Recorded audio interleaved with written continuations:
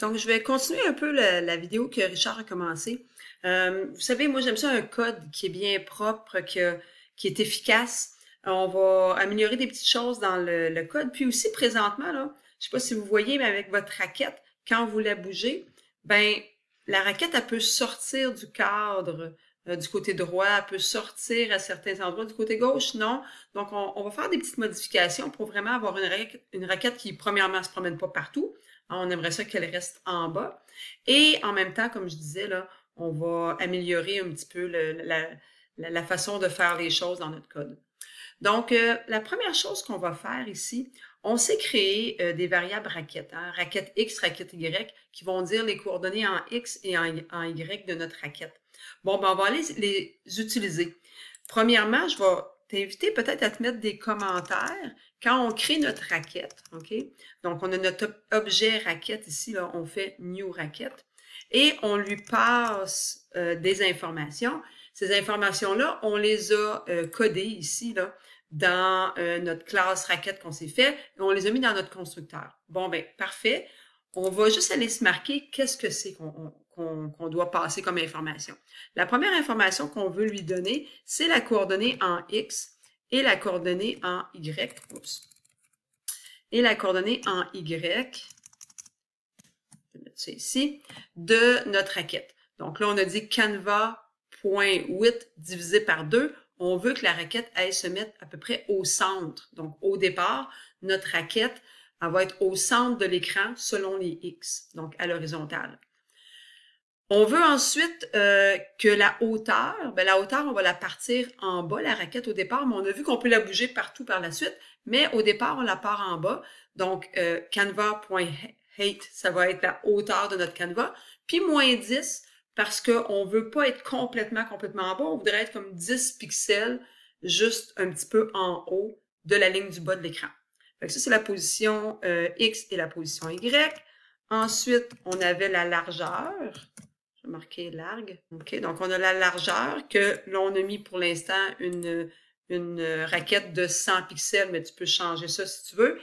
On a ensuite l'épaisseur et on finit avec la couleur. Donc, je te le marque en commentaire. Donc, de cette façon-là, tu sauras qu'est-ce qu'il y a juste en dessous.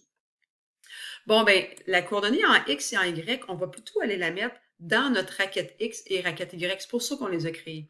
Donc, je vais venir copier ça ici. Donc, je vais mettre mon canva.width divisé par 2, donc le milieu de l'écran.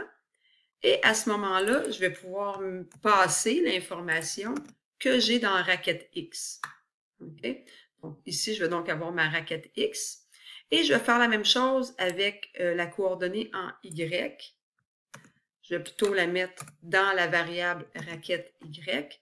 Et à ce moment-là, la variable raquette Y, je peux tout simplement aller lui donner ça comme information. Je vais réaligner mes trucs ici. OK? Donc, on va créer un objet raquette. On lui donne les coordonnées en X et en Y qu'on veut au départ. L'autre chose qui n'était pas hyper intéressante, comme j'ai dit tantôt, c'est que notre raquette, ben, elle se promène partout en hauteur parce que présentement, elle suit ma souris. Donc, quand je bouge ma souris vers le haut, la raquette monte en haut. Quand je bouge ma souris vers le bas, la raquette s'en va en bas. Donc, ça, c'est dans ma fonction déplacer. Présentement, je lui dis de suivre la souris en X. Mais là, ce qu'on va faire à la place, c'est qu'on va plutôt lui dire de toujours rester à la même place. On veut tout le temps qu'elle reste au bas de l'écran. Donc, en faisant ça ici, si je m'en vais retester dans mon programme, ben là, je m'aperçois qu'elle est au bas de l'écran. Puis, j'ai beau descendre et monter ma souris, la raquette, elle reste en bas. OK? Donc, cette chose-là est réglée. Maintenant, ce qui me reste à régler, c'est le fait qu'elle peut sortir d'un côté vers la droite. Donc là, maintenant, on va aller faire ça. Alors, la toute première chose qu'on va faire, si tu regardes bien ma souris ici, là, OK? Tu regardes ma souris, elle n'est pas exactement... la coordonnée en X de ma souris n'est pas directement alignée verticalement avec ma raquette. Donc, si je me tasse, là, on voit présentement ma souris est à l'extérieur de mon canevas, mais la raquette est dans le canevas. On dirait qu'il y a tout le temps une petite distance entre ma souris et ma raquette. Et cette distance-là, en fait, si je me tasse, tu vas voir, c'est exactement la distance de la largeur de la largeur ici que j'ai dans le blanc, là. Je pourrais appeler ça la marge, disons. Donc, c'est exactement la largeur de la marge entre mon Chrome et le début de mon canevas. Donc, il faudrait que je fasse en sorte de dire que la position de la raquette, la position que je cherche de la raquette, ben, ce serait la position de ma souris moins la fameuse marge qui soit ici, qui est ici plutôt. De cette façon-là, ma souris sera vraiment à me positionner exactement à la même place que ma raquette. Donc, je ne sais pas si c'est clair ce que j'ai dit. On va aller faire ça ensemble. Fait que je vais me rajouter une ligne ici que je vais appeler raquette X. Hein, c'est notre raquette. OK, donc on l'a déjà mis cette variable-là qui existe ici. Et je vais aller lui dire que, ben, raquette X, on va dire que c'est l'emplacement de ma souris. Donc, c'est l'endroit où j'ai ma souris en X, qu'on a déjà défini aussi, moins la marge de gauche. Marge gauche, qu'on a justement définie ici. C'est à ça que ça va servir, cette marge-là. Donc, de faire en sorte qu'on va venir aligner la souris avec la raquette. Et à ce moment-là, ben, quand on fait quand on vient appeler notre objet déplacé dans ma raquette, quand on vient appeler l'objet raquette et qu'on lui dit de se déplacer, ben, on va pouvoir lui dire, tu vas te déplacer avec la coordonnée de la raquette en X. Fait que maintenant, ma raquette, elle va se déplacer raquette X, raquette Y. Ça va lui envoyer, dans le fond, l'information de la position en X et la position en Y de la raquette que l'on souhaite avoir. Donc, on sauvegarde tout ça. On s'en vient le tester. Et là, si tu regardes, ma souris est alignée avec mon... avec ma raquette. Par contre, là, présentement, ma raquette est capable de sortir de mon cadre, est capable de sortir du cadre. Donc, ça, c'est quelque chose qu'on va vouloir empêcher. Donc, on va continuer avec ça.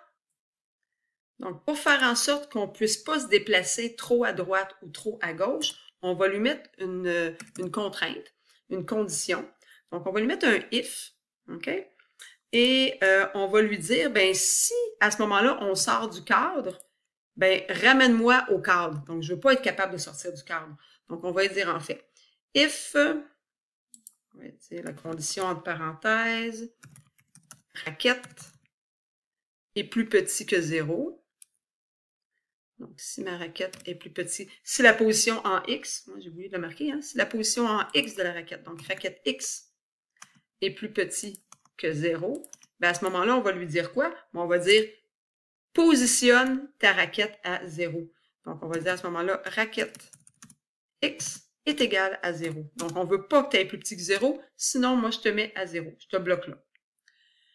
On va rajouter ensuite un else à cette condition-là pour aller voir l'autre côté. Donc là, dans le fond, ce que je viens de faire, plus petit que 0, c'est que je viens de vérifier le côté gauche. OK?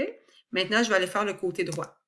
Donc, else, if, notre condition à ce moment-là, toujours la raquette X qu'on vérifie.